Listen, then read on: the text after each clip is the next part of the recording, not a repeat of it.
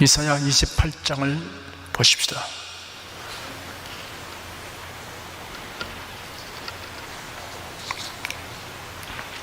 1절 한 절을 다 같이 읽겠습니다.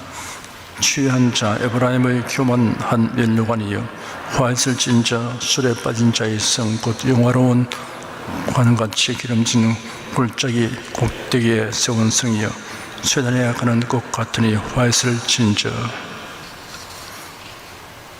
지금까지 살펴본 13장에서 23장까지는 열방에 대한 심판의 경고와 예언입니다.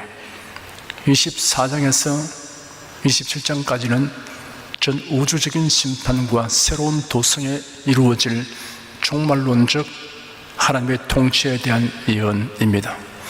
이제 살펴볼 28장부터는 다시 아수르의 위협에 고통당하는 역사의 현실로 되돌아옵니다. 사마리아가 아수르에게 멸망당하기 직전입니다.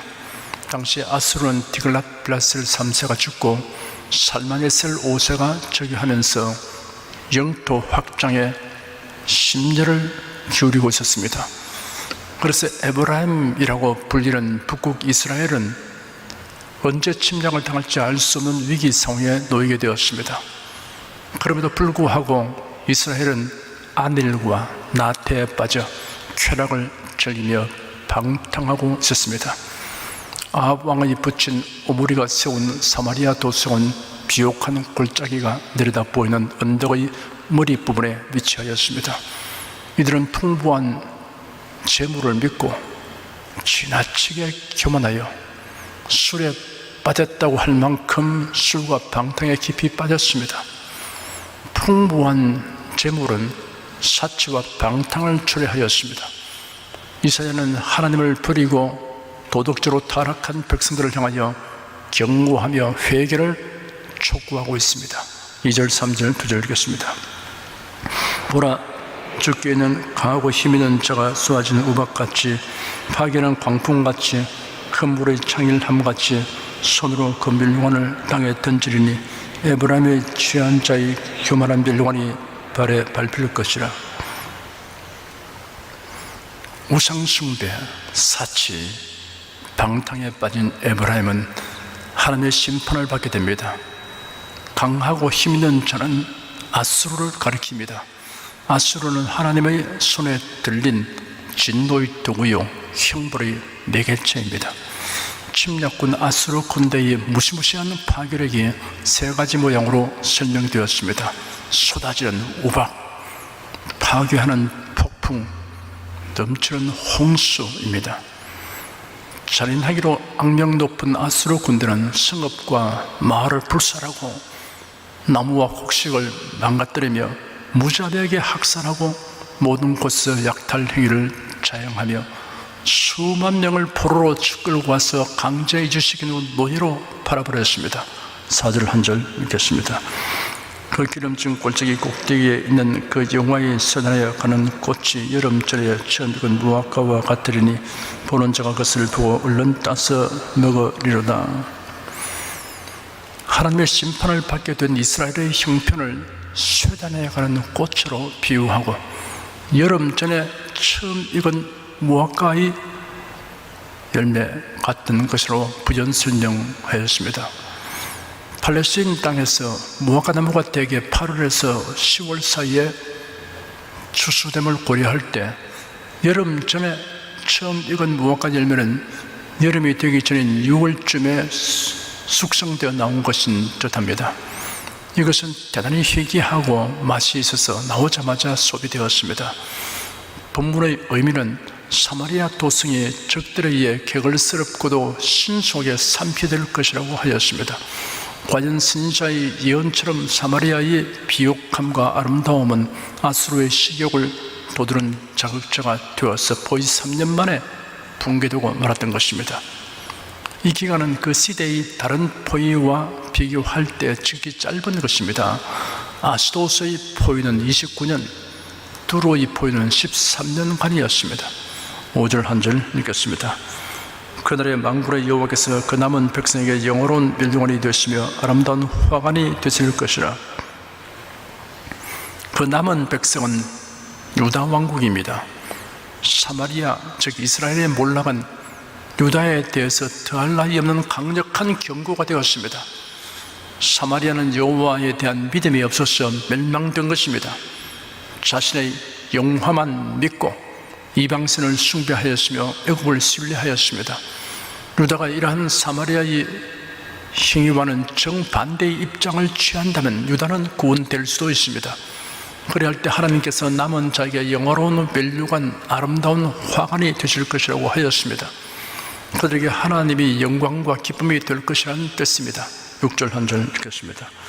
재판석에 앉은 자에게는 판결하는 신이 되시며 성문에서 싸움을 물리치는 자에게는 힘이 되시리로다마는 여호와 하나님은 재판석에 앉은 자에게 판결하시는 영이 되시고 적과 싸우는 군사에는 힘이 되실 것이라고 하였습니다. 재판에는 지혜가 필요하며 대적의 침으로부터 나라를 방비하는 데는 힘이 필요합니다. 남은 자들 곧 유다 백성들이 하나님만 의지한다면 이 필요한 것들을 하나님께서 공급해 주심으로써 평화를 누리게 하여 주신다는 말씀입니다. 7절 8절 9절 읽겠습니다. 이 유다 사람들도 포로주로 인하여 엿걸음치며 독주로 인하여 비틀거리며 제사장과 선지자도 독주로 인하여 엿걸음치며 포도주에 빠지며 독주로 인하여 비틀거리며 이상을 거듭풀며 재판할 때 실수하나니 모든 성에는 통한 것 더러운 것이 가득하고 깨끗한 곳이 없도다. 그러한데도 유다 나라도 이스라엘 나라와 똑같이 정치 지도자와 종교 지도자들이 술 취하고 방탕하였습니다. 악과 불의와 기만으로 가득하였습니다. 9절부터 13절까지 읽겠습니다. 그들이 이르기를 그가 유익의 지식을 가르치며 유익의 도를 전하여 깨닫게 하려는가? 젖들어져 품을 떠난 자들에게 하려는가? 대적 경계에 경계를 더하며 경계에 경계를 더하며 교훈에 교훈을 더하며 교훈에 교훈을 더하되 여기서 조금 저기서 조금 하는구나 하는도다. 그러므로 생소한 입술과 다른 방언으로 이 백성에게 말씀하시리라.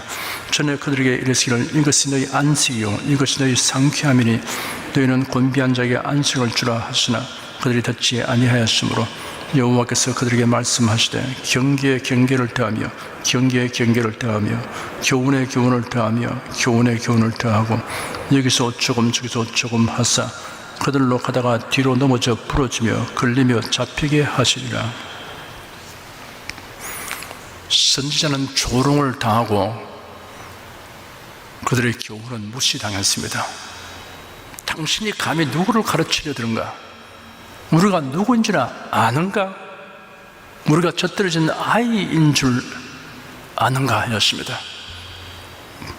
명령에 명령을 더하고 명령에 명령을 더하고 교훈에 교훈을 더하고 교훈과 교훈을 더하여 여기서 조금 저기서 조금 하는구나 하였습니다. 부모가 자식을 위해 하는 말은 거의 정해져 있습니다. 그러나 자식이 부모를 공경하면 같은 말씀을 늘 들어도 고맙게 여기고 명심하기 마련입니다. 자식이 교만하게 되면 부모님의 말씀이 지겹게 들리게 됩니다. 여기서 조금 저기서 조금 같은 말을 또 다른 말을 또다시 반복하고 아이고 질려난다 이렇게 됩니다. 성경은 신구약 66권으로 되어 있습니다.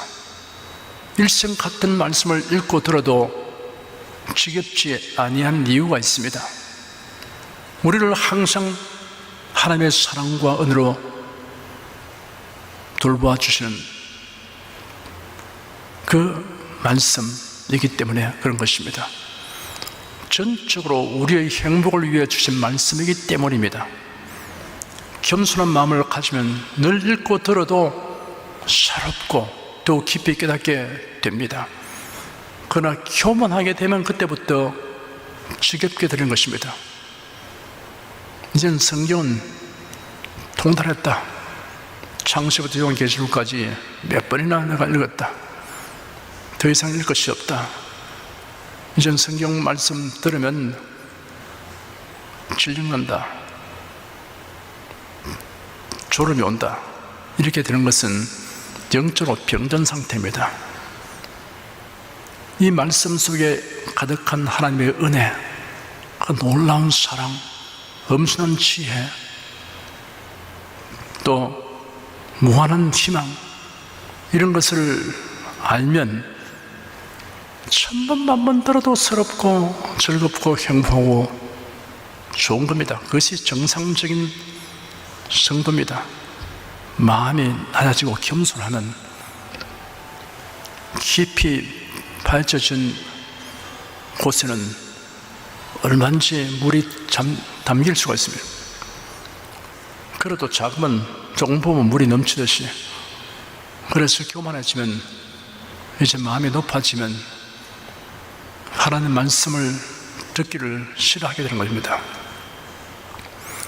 성경대로만 가르치지 않고 왜곡하여 가르치는 것이 참신하게 들립니다. 아, 못 들었던 얘기를 듣는다, 이렇게 생각합니다.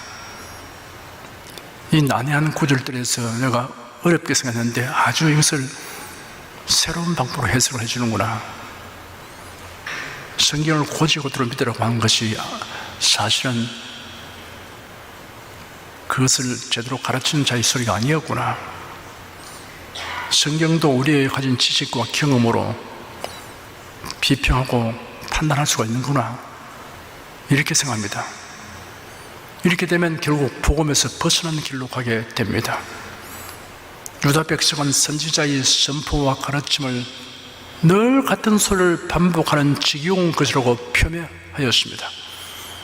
선지자를 통해 주는 하나님의 말씀은 전적으로 그들의 행복을 위해 주는 말씀입니다.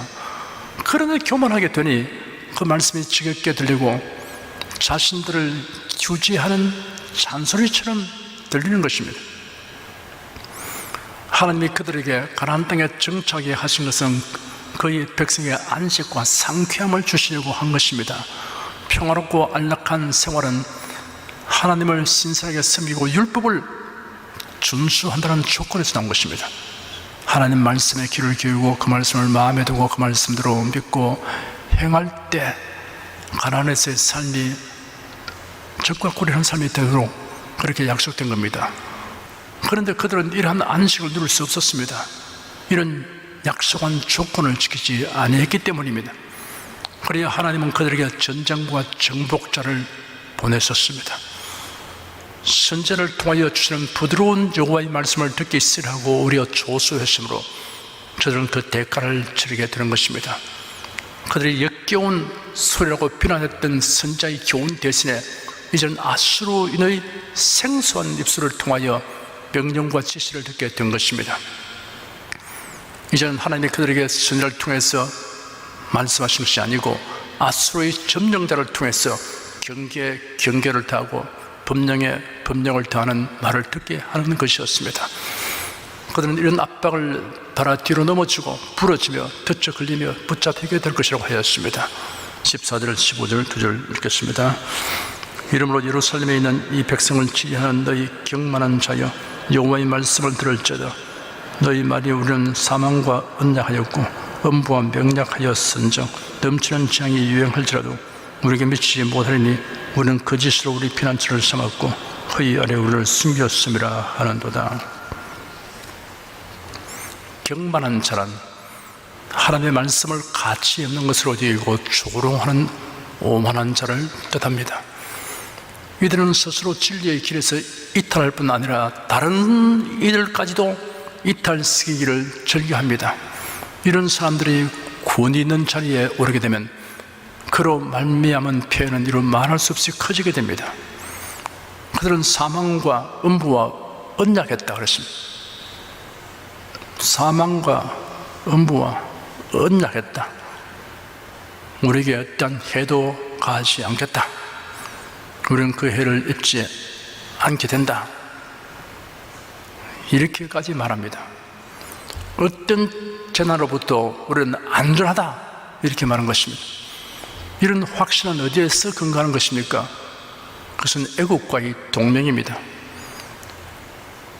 바로 곁에 있는 나라 애국이 항상 그들을 위해서 손 내밀어 도와주면 그들은 저 북쪽에서 오는 아수르 세력을 능히 이길 수가 있다, 이렇게 생각했습니다.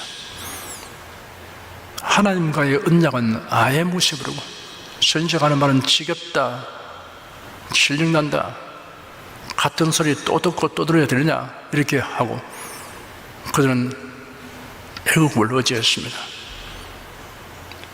그들이 애국에서 노예생활을 하고 애국으로 인해서 얼마나 큰 피해를 보고 그런 역사는 다 잊어버립니다. 당장 애국이 가까이 있으니까, 애국이 강대국이니까 서로 동맹을 맺었으니까 그 힘을 의지하면 된다. 그럼 우리는 사망에 다가오지 못한다. 음부의 권세도 우리에게 다가오지 못한다. 이렇게 그들은 자신했습니다. 애굽으로 피난처를 삼고 그곳에 숨는 한 아수르의 위협도 무시할 게 없다고 그들은 자만했습니다. 왕과 지도자들은 백성들을 속이고 따르는 백성은 왕과 지도자에게 자신감을 가지게 하니 피차 속이는 결과를 낳게 한 것입니다. 왕과 지도자들이 자꾸 이렇게 선전하니까 백성들은 그게 옳은가 보다, 애굽이 우리의 방패가 되고 우리의 힘이 되고 우리의 보호자가 되고 피난처가 되는가 보다. 그래서 백성들이 막 지지를 합니다. 그럼 지지하는 백성들을 보고서 또 왕과 지도자들은 자기 생각이 옳았다고 더 자신감을 가집니다. 상호 속이는 결과를 가져옵니다. 지나간 역사를 되돌아 살펴보면 애굽이 그들에게 빚진 그 큰 해를 생각하게 될 것이고 그게 기반해서 현실적으로 어려움을 당할 때 도움이 안 될 것이라고 봐야 될 것인데 그렇게 하지 않습니다.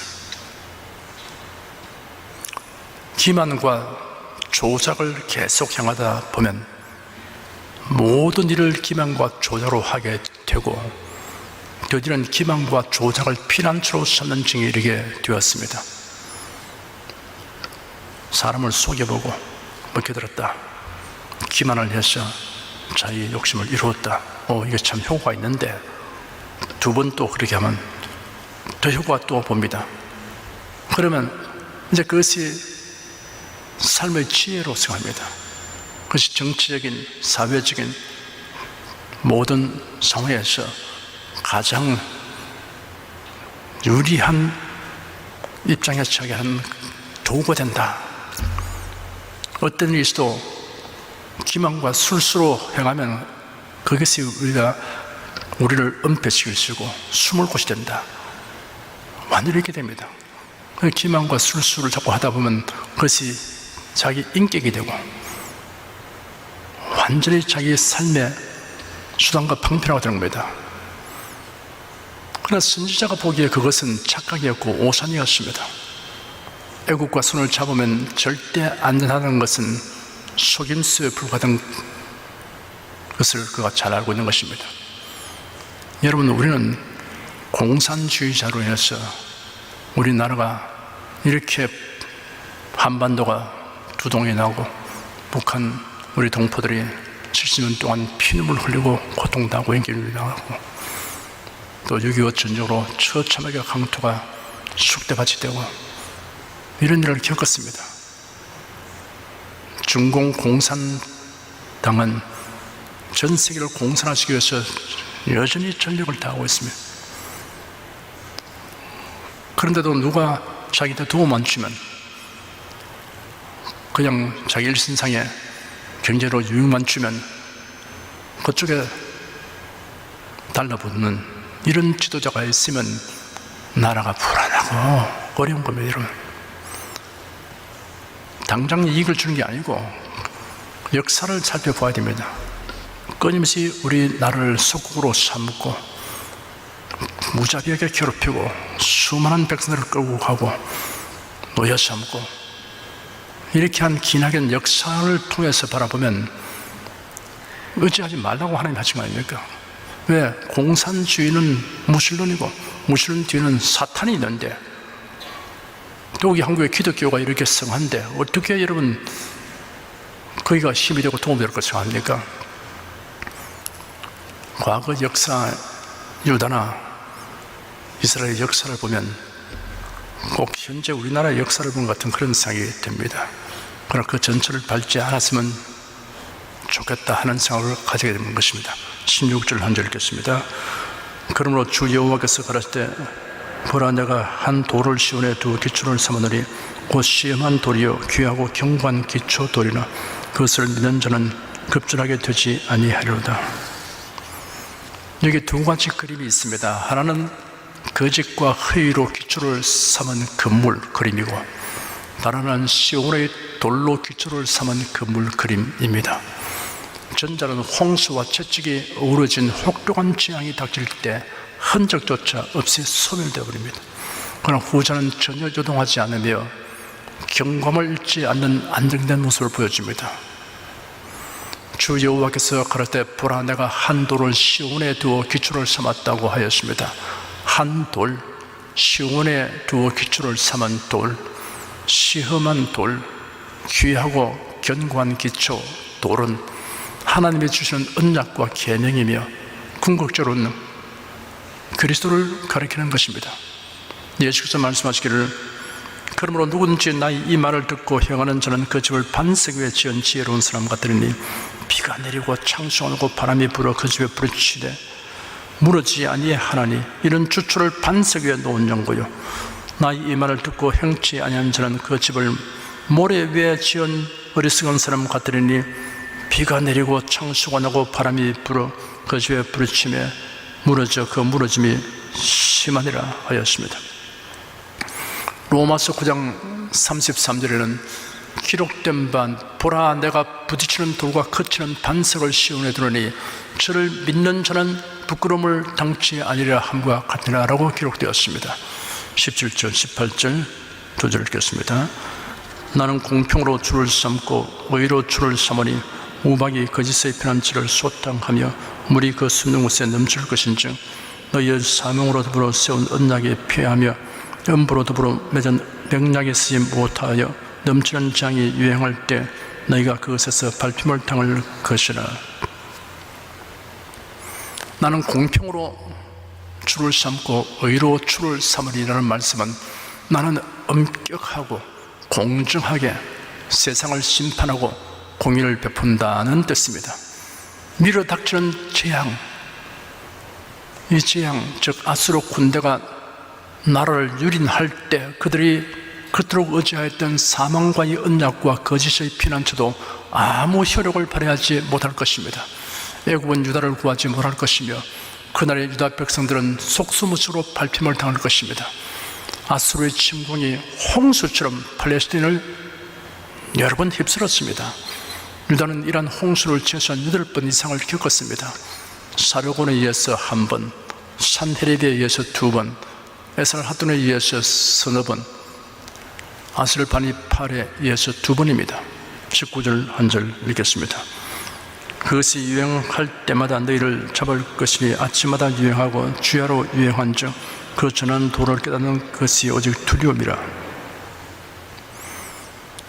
이사야가 경고의 메시지를 그들에게 전하였을 때 그들은 조롱하였습니다. 그러나 사건이 실제로 발생하자 그 메시지를 깨닫는 일이 두려움이 되었습니다. 20절 한 절 읽겠습니다.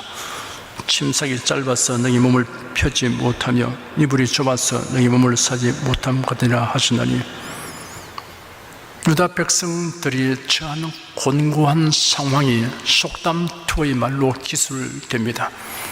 그들은 눕기 위해서 침상을 만들었으나 쭉 뻗기에는 짧고 덮기 위해서 이불을 재단했으나 너무 작아서 온몸을 덮기에는 불충분한 것이라고 했습니다. 이 비유의 초점은 애국과의 동맹으로 아수르의 공격을 막아버리는 그들의 인식과 그들의 계산이 잘못되었음을 꼬집은 말인 것입니다. 21절 22절 두 절 읽겠습니다. 대제 여호와께서 브라심산에서와 같이 일어나시며 기본 골정에서와 같이 신노하사 자기를 행하시니 그 일이 비상할 것이며 자기의 공을 이루시니 그 공이 기이할 것이니라. 그러므로 너희는 경만한 자가 되지 말라. 너희 결박이 우심할까 하노라. 대적 온 땅을 멸망시키로 작정하신 것을 내가 만군의 주 여호와께로서 들었느니라. 선지자는 유다 백성이 위기에 처하게 되는 것이 하나님의 징벌로 말미암기 때문에 그들의 수단 방법으로 적을 방어할 수 없음을 예언하였습니다. 이 싸움은 그 옛날 다윗 왕 때 있었던 브라심 산 전투와 여호수아 때 있었던 기브온 골짜기 전투와 비교가 됩니다. 그때와 지금의 결정적인 차이점은 하나님의 대적이 바뀌었다는 것입니다.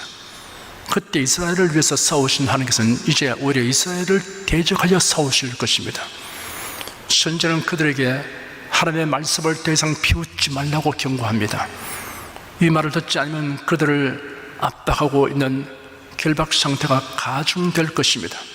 마치 덫에 걸린 동물이 빠져나오려고 온몸을 뒤틀면 뒤틀수록 더욱 단단히 쪼여드는 것처럼 그들이 이 경고를 무시하고 하나님의 손에서 빠져나가려고 한다면 그럴수록 더욱 큰 재난을 맞게 될 것입니다. 23절부터 29절까지 읽겠습니다. 너희는 귀를 기울여 내 목소리를 들으라. 자세히 내 말을 들으라. 파종하려고 가는 자가 어찌 끊이지 않고 갈기만 하겠느냐. 그 땅을 개간하며 고르게만 하겠느냐. 지면을 미평평히 하였으면 소회장을 뿌리며 대회장을 뿌리며 소명을 줄줄이 심으며 대명을 정한 곳에 심으며 휘리를 그 가에 심지 않겠느냐. 이런 그가 하나님이 그에게 적당한 방법으로 보이사 가르치셨으며 소회장은 돌이키로 떨지 아니하며 대회장에는 술의 바퀴를 굴리지 아니하고 소회장은 작대로 떨고 대회장은 막대기로 떨며 곡식은 부수는가 아니라 늘 떨기만 하지 아니하고 그것에 술의 바퀴를 굴리고 그것을 말굽으로 밟게 할지도 부수지는 아니하나니 이는 만군의 여호와께로서 난 것이라. 그의 모략은 기묘하며 지혜는 광대하니라. 농부는 밭을 기경할 때 무한정 땅을 갈아엎고 쓰레질만 하지는 않습니다. 일단 땅을 갈아서 고르게 한 뒤에 농부는 파종을 합니다. 이때도 농부는 아무렇게나 하지 않으며 종자의 크기와 특성, 종류에 따라 사려 깊게 행동합니다. 소회양, 대회양 같이 종자가 작은 것들은 지면에 뿌리면 되었습니다. 반면에 보다 종자가 큰 소맥과 대맥은 줄을 지어서 심거나 혹은 구역을 나눠서 심었습니다. 마지막으로 밀의 일종인 귀리는 가장자리에 심었는데 이는 지나다니는 사람들로부터 곡식을 보호하기 위함이었습니다. 타작할 때 비교적 가벼운 농작물은 알갱이가 끼어지지 않도록 막대기로 두들겨서 탈고 합니다. 반면에 보다 단단한 곡식은 수레바퀴와 말발굽을 이용해 타작합니다. 농사를 지어본 자라면 각 곡식에 따른 적절한 타작법 정도는 이미 지각하고 있다는 말입니다.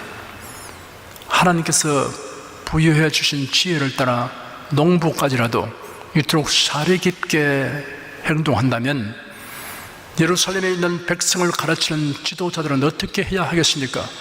하나님의 가르침을 주의 깊게 듣고 적극적으로 따르는 것이 마땅한 태도라 하는 것입니다. 우리가 하나님 말씀을 듣고 읽고 상고할 때 그 말씀이 항상 우리에게 지식과 지혜를 대정성을 알게 되고 들으면 들을수록 하나님의 은혜, 그 사랑에 감동하며 하나님의 주신 지혜에 우리가 감동하는 성도가 되어야 하겠습니다. 그리고 하나님 말씀을 쫓아서 믿음과 순종으로 사는 것이 가장 강력한 힘입니다. 하나님이 보호해 주시고 피난처가 되어주시고 하나님의 지혜가 되어주기 때문에 그런 것입니다. 그런데 세상을 바라보면 세상에 많은 사람들 혹은 또 힘 있는 자들, 그들이 돋보입니다. 그래서 신앙적으로는 좀 내가 혼잡게 되어도 그러한 세력에 손을 뻗어서 의지하는 편이 낫겠다, 이런 생각을 하게 됩니다. 그리스도인들은 그렇지는 않습니다. 여러분, 하나님을 지혜와 힘으로 의지하고 하나님의 도움을 최상의 힘으로 삼는 이런 신앙에서 요지부동이 되어야 할 것을 굳게 믿으시기를 바랍니다. 현재 우리나라 안팎의 사정이 정말 요동을 치고 있습니다. 그리고 거짓과 기만으로 행하는 그래서 이제는 완전히 보편화되어 있습니다. 아, 그렇게 하면 되구나. 그렇게 하면 세력을 얻을 수가 있겠구나. 이렇게 이상한 인식입니다. 진실과 정직으로 하는 것은 어리석은 것이구나. 그렇게 해봐야 유익될 것이 없구나. 이렇게 모두 사람들이 혼돈 속에 있습니다. 그럴지라도 우리는 하나님 말씀에 굳게 서서 절대로 조용치 말아야 될 것이며, 우리의 힘과 지혜는 오직 하나님이시다. 하나님 말씀 의지하고 우리 주 예수를 의지하는 것이 우리의 기초요 반석이다. 이 진리에 굳게 서야 될 것입니다. 선자의 외침은 바로 이런 이야기를 하고 있는 것입니다. 이 말씀은 과거도 진리고 지금도 진리인 것이며, 지금도 우리 현실 생활에 그대로 적용되어야 되는 삶의 원칙이 되는 것입니다. 기도하겠습니다. 하나님 감사합니다. 지난해 역사 이야기는 오늘 현재 우리 자신을 잘 살펴볼 수 있는 척도가 되어지고 판단 기준이 되고 우리가 어떻게 처신할 것을 보여주는 원칙이 됨을 감사합니다. 하나님, 우리 한국 교회들이 각성하게 도와주시옵소서. 종교다원주의에 푹 빠져서 지금도 헤어나지 못하고 있습니다. 절대로 반성하지 않습니다. 결코 그것을 부끄럽게 여기지 않습니다. 이것이 얼마나 큰 화를 부른 것을 알게 하여 주셔서 회개하게 도와주시옵시고, 하나님을 지혜로 삼고 하나님을 피난처로 삼고 하나님을 힘으로 삼는 모든 성도가 되어서서 말씀 중심으로 돌아오게 하여 주기를 간절히 원합니다. 세상의 권력, 세상의 힘을 두려워하지 말고 하나님, 심판하신 하나님을 두려워하게 하여 주시옵소서. 예수로 이렇게 기도드립니다. 아멘.